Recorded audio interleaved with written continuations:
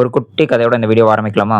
This is Kavin final year MBBS from Chennai. நான் இப்போ ஒரு கதை சொல்ல போறேன். அந்த கதையோட மெயின் கேரக்டர் நீங்க தான். இந்த வீடியோட எண்ட்ல ஒரு கொஸ்டின் கேட்க போறேன். அந்த கொஸ்டினுக்கு இந்த மெயின் கேரக்டரா நீங்க எப்படி ஃபீல் பண்றீங்க அப்படின்றத இந்த கமெண்ட் செக்ஷன்ல சொல்ல போறீங்க. நீங்க கஷ்டப்பட்டு நீட் பாஸ் பண்றீங்க.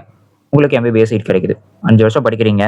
19 சப்ஜெக்ட்ஸ் இருக்கு. 19 சப்ஜெக்ட்ஸையும் படிச்சு கஷ்டப்பட்டு திரும்ப கஷ்டப்பட்டு படிச்சு பாஸ் பண்றீங்க. 3 இயர்ஸ் பிஜி சீட் கிடைக்குது. அதையும் பாஸ் பண்றீங்க.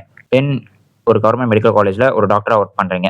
அந்த கவர்மெண்ட் மெடிக்கல் காலேஜ் கேரளாலயோ இல்ல சிவகங்கையிலயோ இல்ல வேற ஏதோ ஒரு ஸ்டேட்ல இருக்கு. நீங்க வேலை செஞ்சுட்டு இருக்கப்ப அமீபிக் மெனிஞ்சோ என்செஃபாலிட்டிஸ் அப்படின்ற டிசீஸ் ஸ்ப்ரெட் ஆகுது. அப்போ ஒரு குழந்தை வந்து அட்மிட் ஆகுது அந்த டிசீஸ்னால. And important thing to note here is the mortality rate of amoebic meningoencephalitis is 95%. அதாவது 100 பேருக்கு இந்த டிசீஸ் வருதுன்னா அந்த டிசீஸ் வந்ததுல 95 பேர் இறந்து போயிடுவாங்க. 5 பேர் தான் பொழைக்கிறாங்க. திரும்ப நீங்க கஷ்டப்பட்டு அந்த குழந்தைய காப்பாற்றணும்னு முயற்சி பண்றீங்க. ஆனா உங்களால முடியல.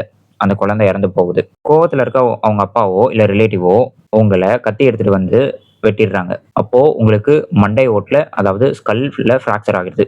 இப்போ அந்த டாக்டரா உங்களுக்கு எப்படி ஃபீல் ஆகும் அப்படின்றத நீங்க கமெண்ட் செக்ஷன்ல சொல்ல போறீங்க. காலையில எழுந்து குளிச்சு ரெடியாகி நுரை ததும்ப ஒரு காஃபியை போட்டு கிஷோர் ப்ரோ கூட போஸ்டிங் கிளம்பிட்டேன். போஸ்டிங் போயிட்டு அங்க போஸ்டிங் கவனிச்சுட்டு கோஷால ஏதோ ஒரு பார்க் இருக்குன்னு சொன்னாங்க. அங்க நானு, காசா, குரு, மனோஜ், என் பெண் தோழி திவ்யதர்ஷினி எல்லாரும் அந்த பார்க்குக்கு சுத்தி பார்க்க போயிருந்தோம். அங்க ஒரு சீசன் இருந்துச்சு. அங்க நானும் டிடியும் விளையாண்டுட்டு இருந்தோம்.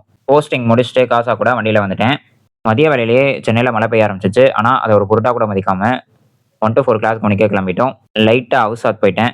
அவுசாத்னா ஒன்றும் இல்லை, ஹிந்தியில டிப்ரெஷன். சும்மா ட்ரை பண்ணுவோன்னு சொன்னேன். சே, என்னடா இவ்வளோ எஃபர்ட் போடுறோம் ஆனா ப்ரொக்ரஷன் ரொம்ப கம்மியா இருக்கே அப்படின்ற மாதிரி நான் ஃபீல் பண்ணேன். கிளாஸ் முடிச்சுட்டு நானும் என் கோரே மேகாவும் லெக்சரல் விஷயமா திரும்ப விபிஎம் பார்க்கறதுக்காக கிளம்பிட்டோம். எங்க காலேஜில் ஸ்போர்ட்ஸ் ஈவென்ட் நடக்க போகுதுன்னு சொல்லியிருந்தேன் இல்லையா? ஸோ கிளாஸ் முடிச்சுட்டு வந்ததும் ஜெர்சியை மாட்டிட்டு கிரவுண்டு கிளம்பிட்டேன்.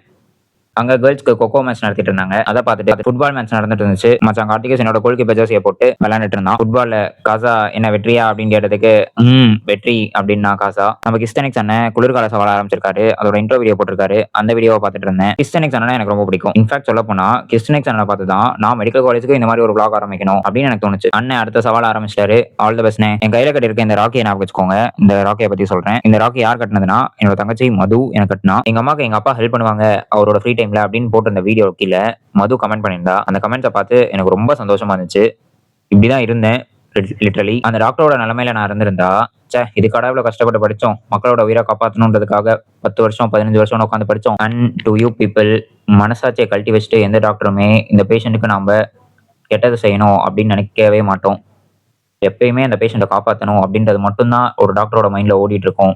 And I hope you people understand. படிச்சுட்டு இந்த நாளை முடிச்சிட்டேன். டாடா பாய்.